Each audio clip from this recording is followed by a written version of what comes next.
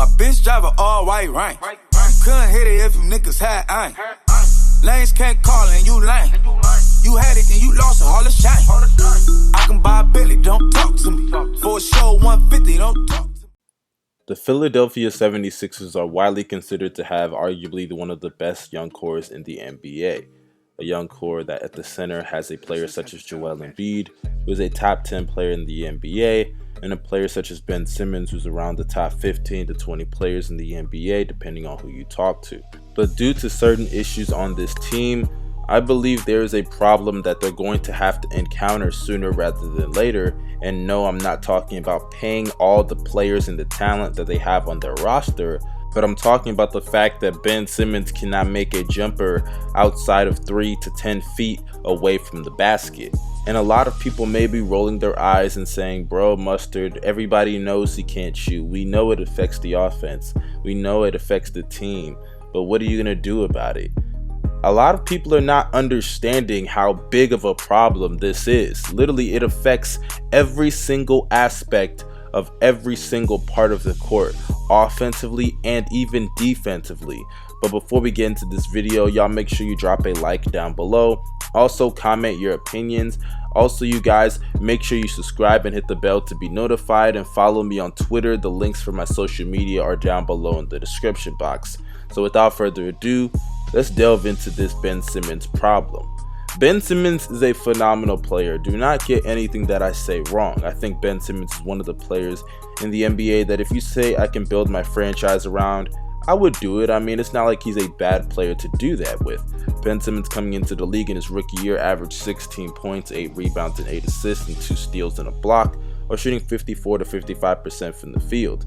Ben Simmons is sensational not only on the offensive side of the ball when it comes to taking it to the paint and passing the ball, but also when it comes to the defensive side of the ball. I don't think he gets enough credit for his ability to play both sides of the ball. He's a two-way player. And this year he upped his averages to 17 points, 8 assists and 9 rebounds, around a steal and a half, a block while shooting 56% from the field, and even his free throw percentage went up a little bit to 60%. And I know that's still bad, don't get me wrong, but improvement is improvement on even more attempts, so I'm going to give him the love and props that he does deserve.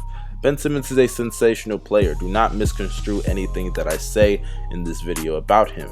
But his inconsistency, actually I can't even say inconsistency because he doesn't even shoot the ball. The fact that he doesn't even attempt a three-point shot affects every single person on the court.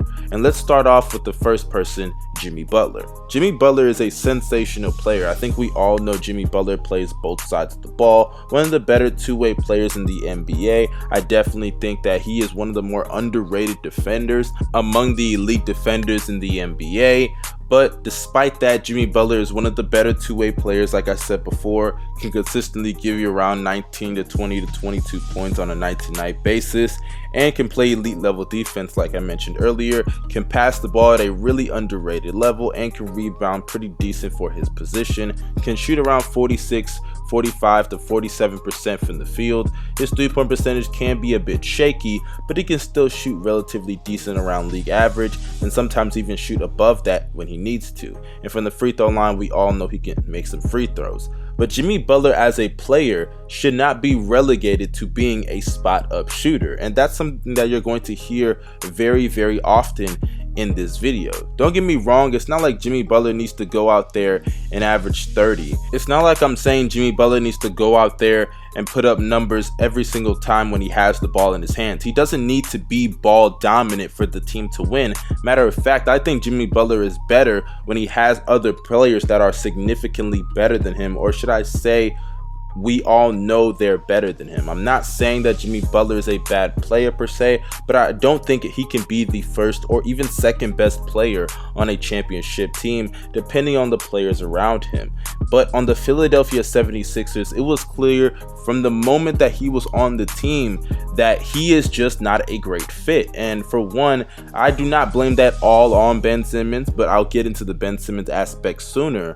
But I blame that also on the fact that the management just tried to trade for certain players because they have a high talent level. There's no need to trade for every single player that's on the trade market just because they're on the trade market. And I get it, they swung and missed on Paul George, they swung and missed on Kawhi Leonard, they swung and missed on LeBron James. I get the failure aspect of it, and you don't want to keep messing up and make mistakes that could cost you in the future, or potentially cost you, I should say. But when you're going to get players that don't fit on the roster, but just because they have high levels of play, you go and get them and give up other assets for them that fit better on the team, you're not doing yourself any favors by doing things like that. And that is shown on the court, as they sometimes in games would try to get Jimmy Butler to shoot 3-pointers only and sometimes spot up, and it just didn't work. It did not work out for that team because that's not Jimmy Butler's game. But why did they have to do that? Because Ben Simmons cannot play off the ball, and because of that, other players have to change their games and do things that they're not comfortable with or are unable to do in Jimmy Butler's case, as never in his career has he been a 3-point specialist or a 3-point shooter. He can shoot the 3 ball. Having the ability to do something doesn't mean you can do it consistently on a night-to-night basis, and Jimmy Butler is the best explanation of that, as 3-point shooting is not a specialty of his, it's just in his arsenal. And because Ben Simmons can't do anything without the ball in his hands, he has to have the ball in his hands, and Jimmy Butler has to do things such as spot up shoot that he normally doesn't do. And we all saw in the Brooklyn Nets game, Jimmy Butler went off, but Ben Simmons, guess what? He had a pretty rough night, and the main reason is because he did not have the ball in his hands, and because he didn't have the ball in his hands, there's really nothing he can do off the ball. But Jimmy was utilized the way that he should be utilized, with the ball in his hands. Bottom line, Jimmy Butler just doesn't mix with this Philadelphia Sixers team.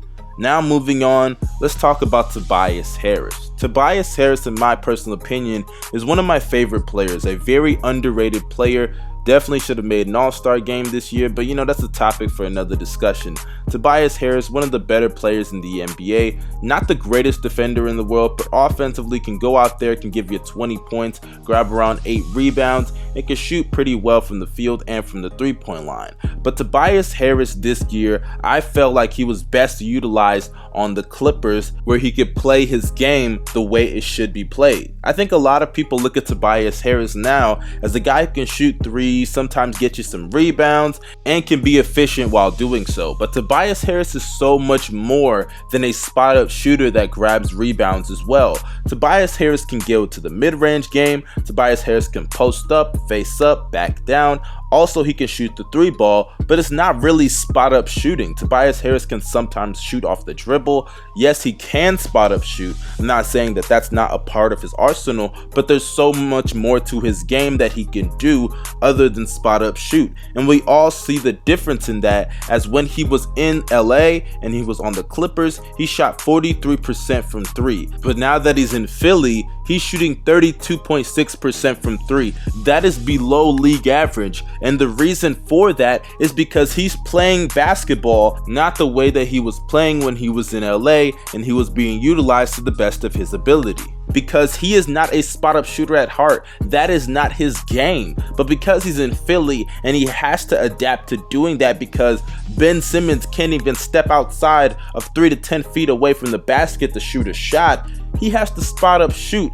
And it's not that effective. He's not league average. Now, honestly, Tobias Harris is going to be looked at as a lesser player, not going to get the money that he deserves, and it's all because of the fact that Ben Simmons is making him, along with all the other players on the team, that have to change their games to do something that they're not even comfortable with, or something that they just don't have the ability to do. And honestly, this is just a little theory of my own, but I think the real reason that they went to get Tobias Harris is because it was clear from the moment that Jimmy Butler arrived in Philadelphia that shooting threes and spot-up shooting was just not in his arsenal on a consistent day-to-day basis, so they went to get someone that they thought could do it in Tobias Harris. But clearly it has not worked the way that they thought it would. Now that we've discussed Jimmy Butler and Tobias Harris, I had to run through Tobias a little bit more quickly because I think him and Jimmy Butler, they have the same problems. But let's go to Joel Embiid, because Joel Embiid, say all the criticisms that you want about him, but at the end of the day, Joel Embiid should be the most unstoppable player in the NBA. Comes out night to night on an everyday basis, gives you around 25 to 27 points, grabs around 12 to 13, even 14 rebounds at times, can pass really well. I definitely think he's an underrated passer. Defends at an elite level rim protector, and can keep up with some guards and forwards due to his length and quickness. But Joel Embiid, say what you want, you could say he's unstoppable, and the reason I say he should be the most unstoppable player in the NBA is because same thing with Jimmy, same thing with Tobias, there's a Ben Simmons effect on him as well. Because Ben Simmons cannot shoot the ball, Joel Embiid has to do certain things that he just does not have the ability to do on a night-to-night consistent basis. Joel Embiid can shoot threes, do not get me wrong. In his rookie year, he shot 36% from the three-point line. Last year, he shot 31% from the three-point line. I think a lot of people look at the fact that he shot so well in his rookie year and that dropped in his sophomore year as saying, oh, he can't shoot threes the way he did as a rookie. No, it's because of the fact that Joel Embiid and Ben Simmons, if they just stay in the paint together, Joel Embiid is going to have to take certain threes and has to take other shots outside of the paint. But where is he most dominant and where is he most effective? In the paint. But if him and Ben Simmons are just clogged up in the paint, they don't even have to worry about Ben Simmons sometimes. They can just double Joel Embiid. And that's why not only his three-point ability and his three-point percentage goes down, but his field goal percentage is around the 48% mark. Joel Embiid should be around the 50% mark, and don't get me wrong, he can sometimes take some bad shots and ill-advised shots, but I definitely think that the fact that Ben Simmons cannot shoot the ball and they can just double any other player of their choosing, and the best player on the court is obviously Joel Embiid, of course they're going to double him. And if they double Joel Embiid in the paint, Ben Simmons, if he decides to go to the paint, they can just switch on Ben. And Joel Embiid, it's such an easy way to defend him because of the fact that they both play in the same area. It's always clogged, and Joel Embiid will not have the space to do what Joel Embiid does, and that's post up, uses post moves, and his post moves, man, they're on some Hakeem level shit. And I'm not even lying here. Joel Embiid has some of the best post moves in the league, but he never has the space to operate and do them because Ben Simmons is always there. Ben Simmons can't go anywhere else to score the ball. And honestly,